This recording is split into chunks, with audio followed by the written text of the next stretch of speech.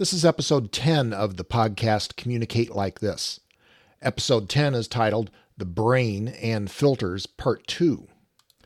I'll start this episode with a big thank you to those of you who continue to provide feedback on the show. Your ideas spark even more thought about what and how to present topics.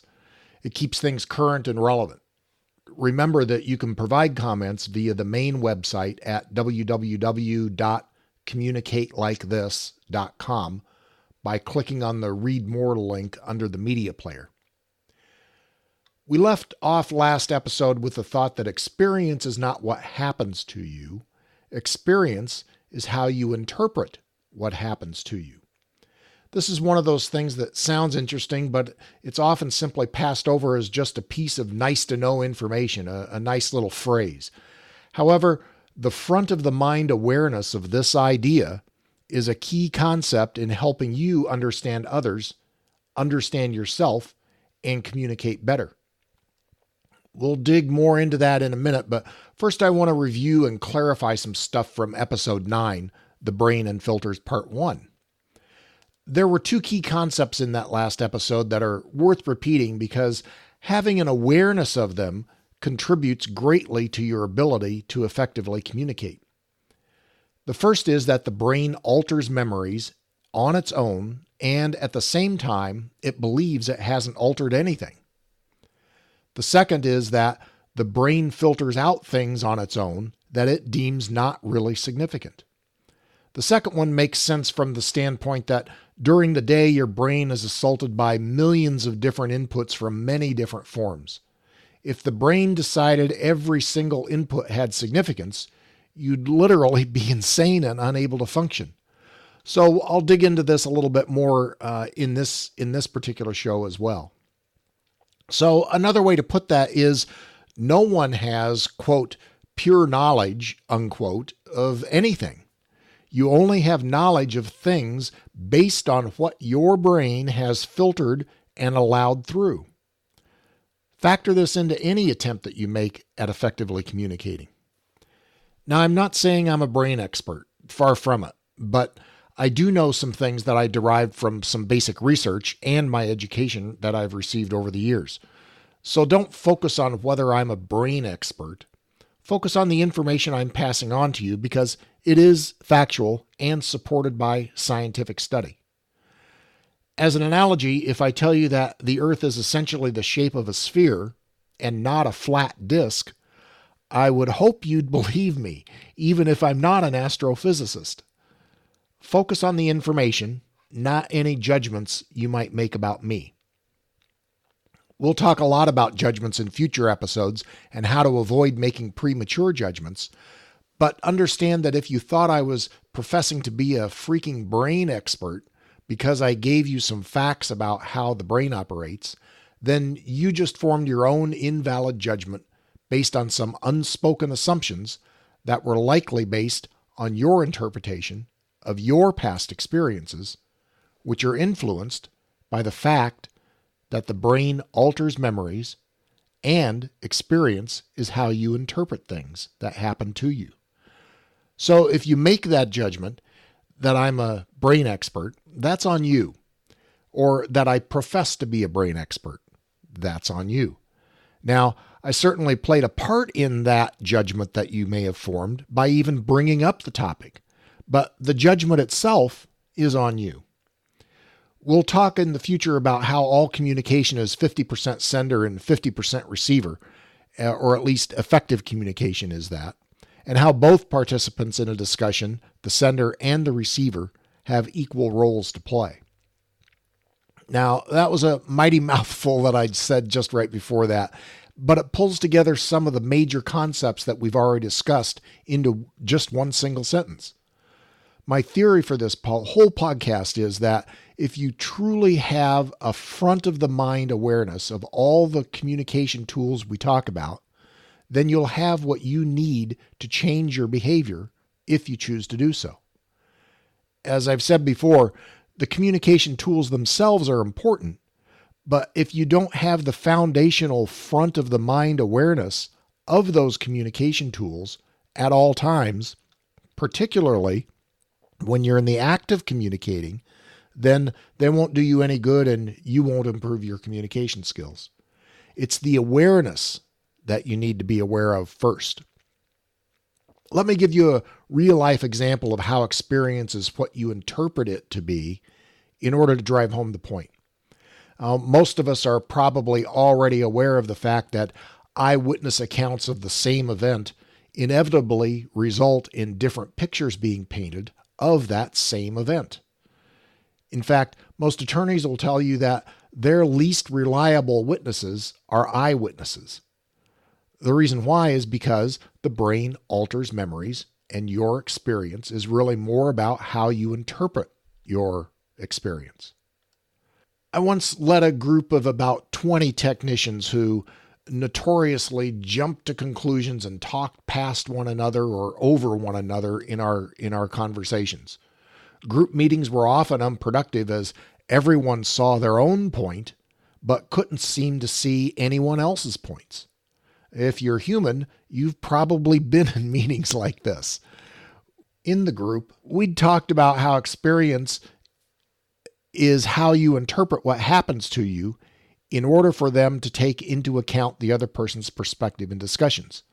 But the group as a whole just really didn't seem to get it. We continued to have these unproductive group meetings. So I thought I needed something dramatic to do to help them see what they did to themselves. Now, a 2x4 upside the head probably would have been frowned upon by human resources, so I opted for something completely different. A wise choice on my part, I'd say. Now, I drew on a psychology experiment that I'd learned about in high school. Now, so this stuff has been around for quite a while. I'm not presenting you new groundbreaking information. What I'm presenting you right now is stuff that is just scientifically based facts and studies. So what I did was ask Kim, who was one of the techs, to help me out with a little role play. Now, we set this up beforehand that he would come into our regular staff meeting a few minutes late. I'd berate him for always being late. He'd respond in kind, and we'd argue back and forth for a short while, and he'd finally storm out of the room in a huff. Now, Kim and I agreed on 2 rules of engagement during this role play. First, no physical contact and no profanity. Remember those 2 points because we adhered to them during our little play. Our total interaction maybe lasted 2 minutes. So the meeting started. Kim arrived late and we role played our shtick. Silence enveloped the room after he left, and there were looks of astonishment everywhere. You could have heard a pin drop in that meeting after we got done with our little play. So, composing myself and continue my portion of the play, I turned to the group and said, "I'm sorry you had to witness that. I think this could easily turn into an HR complaint, and I'll need documentation. Would everyone take out a piece of paper and write down what just happened here? I'll need eyewitness accounts of what happened. I don't need anything elaborate. Just jot down the events as you saw them." And then I gave the group a few minutes to write down those events and pass them in. Now, after receiving all of the written eyewitness statements, I went out and got Kim from the parking lot, who was outside just cooling his jets, and we revealed the hoax to the group. Then, after some hubbub, let's say, we began a discussion, again, of filters and experience and effective communication. Most importantly, I read the statements of the group, the eyewitness statements, the eyewitness accounts of the group to the group without the author's names so that we could kind of protect the innocent. So now remember, there was one event, 19 eyewitnesses, and there were 19 different accounts of the event. Some said that I swore at Tim. Some said that we swore at each other. A couple of texts said that physical shoves took place. Now remember, there were 2 key components Kim and I adhered to about those things, and those eyewitness accounts were simply incorrect. Few of the comments were accurate simply because the brain alters memories and uses filters. The question becomes, are you so absolutely sure of your memories and judgments, or can you leave some room to be shown something different? The more you embrace the concept that you may be wrong before entering a conversation, and just the concept, not a declaration that you are wrong, just a thought that you may be wrong. If you can do that, the better you'll be able to communicate. Depending on the tenor and resiliency of any group that you participate in or manage, I'm not really sure I'd recommend this particular method of education, but it was certainly interesting and certainly impactful. One tech in particular may still hold a grudge about the whole charade, but then that would be how he interpreted that particular event and turned it into his experience. The net result of this exercise, though, was to wake everyone up, to wake the group up about what they were doing and how they were not communicating effectively in these meetings. Subsequently, the group as a whole became much more respectful of one another. You personally have to know without a doubt that your thoughts are constantly clouded by filters, and you personally need to account for that in any communication if you want to have any hope to be understood for exactly what you mean to say. Accept the reality that you might be wrong and your filters might have deceived you. Now, if you'd like more evidence of this whole phenomenon, check out the 3-part National Geographic TV series called Test Your Brain. Just Google National Geographic Test Your Brain to find it. You may be surprised to learn how fallible your brain is, but it's not enough just to understand that point. You have to take the next step and put it into action. Incorporate that reality into your actions around effective communication. The whole purpose of communication is to achieve a mutual understanding. Otherwise, you just have two people flapping their lips at each other. That presents kind of a visual for me in my head anyway, and I can just imagine these two giant lips on stage, kind of like the Rolling Stones logo with the tongue sticking out, but except mostly Mick Jagger's lips flapping it back and forth at one another. Maybe with some work that could be turned into a Las Vegas variety show act, but that's not very practical in the real world. So maybe I'll leave that variety act alone for a little while. Most people assume that what they say is what's understood by the other person. And that's far from the case. As I get back to the issue of me being a brain expert or not. Now, as we've talked about, everyone has their own filters, their own personal interpretations of what they hear and what they see and taste and smell and feel. You need to understand that you, or what you understand, is not necessarily what the other person understands. To drive home the point, here's one person's description of how they see math word problems that I found on the internet. And I know many of you probably freak out when you hear the word or the words or the phrase math word problem, but don't, because I have some sympathy for you now after reading this thing on the internet. So here's one person's description of how they see math word problems in total. If you have 4 pencils and I have 7 apples, how many pancakes will fit on the roof? Purple, because aliens don't wear hats. Now, that's totally nonsensical, which is the way this person sees most math word problems. The point being that people's brains work differently. If I were to start a conversation with this person by using math word problem, the discussion would be doomed from the very start. Too often when a miscommunication occurs, one party, say the sender for discussion purposes, blames the other person, say the receiver, for the problem, and fails to account for the fact that the sender may not have been clear, or the receiver may have understood something different, or both could be true. It's the awareness of these three possibilities that makes it easier to communicate effectively. It's that awareness that I'm encouraging you to focus on and to put into action for yourself when you're communicating with others. Take this poem by Shel Silverstein called The Stupid Pencil Maker.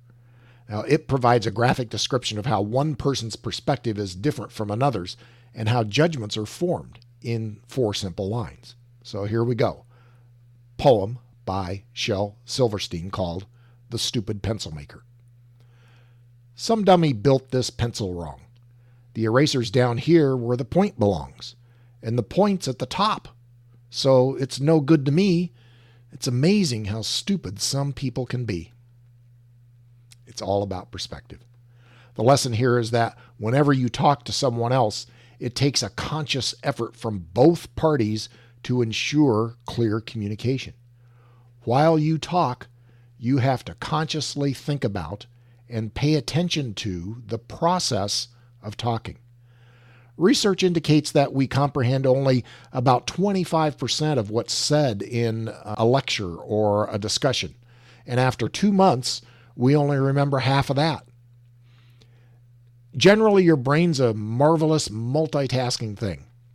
While you listen to me speak, you're probably also thinking about how breakfast tasted, or how slow traffic is going, or look out for the car in your next lane, or what you'll do when you get back to work, or what you'll do after work, or what you're doing at home, or what your plans are for the evening, and 100 other things. All the while the conversation is going on. What I'm suggesting you do is train yourself to stop just one of those other distracting thoughts and replace it with a concentrated attention towards making sure the message is mutually understood without question. That's true prioritization, prioritizing something that's important to the process of communication versus something that's not important, such as how breakfast tasted. While the conversation takes place, take that 75% of unrelated stuff that's rattling around in your brain during the conversation and focus some of it on the process of communication. In the midst of all of the processing that your brain does, what if you actively look for possible places where something could be misinterpreted, and then ensure that the message is explained more clearly?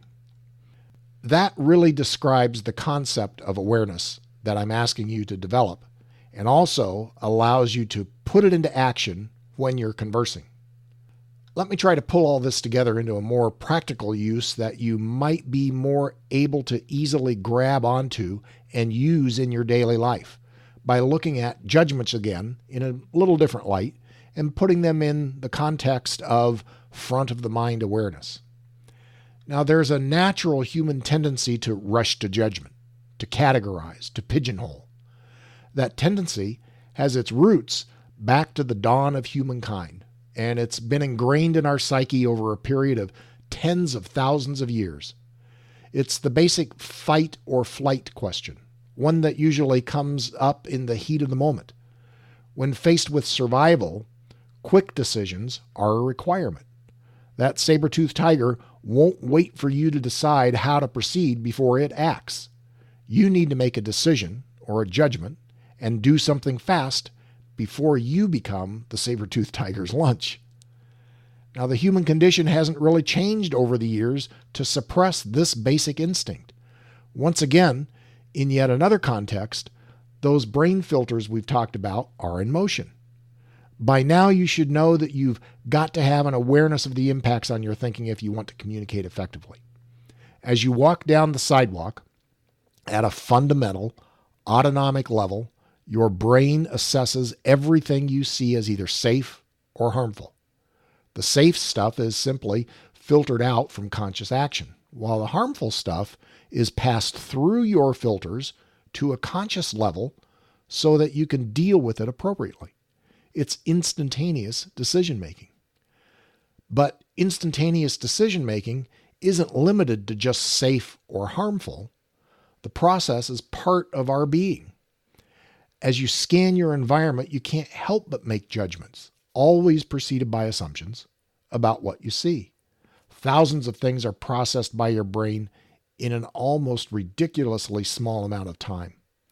Pretty, ugly, like, don't like, obnoxious, fun, playful, stuck up, strong, weak, friendly, mad, disturbed, upset, prickly, threat, nervous, pleasant. The list goes on almost infinitely. Researchers from New York University, or NYU, found that we make 11 major decisions about one another in the first 7 seconds of meeting. The first 7 seconds of meeting someone for the first time, you make 11 major decisions about them.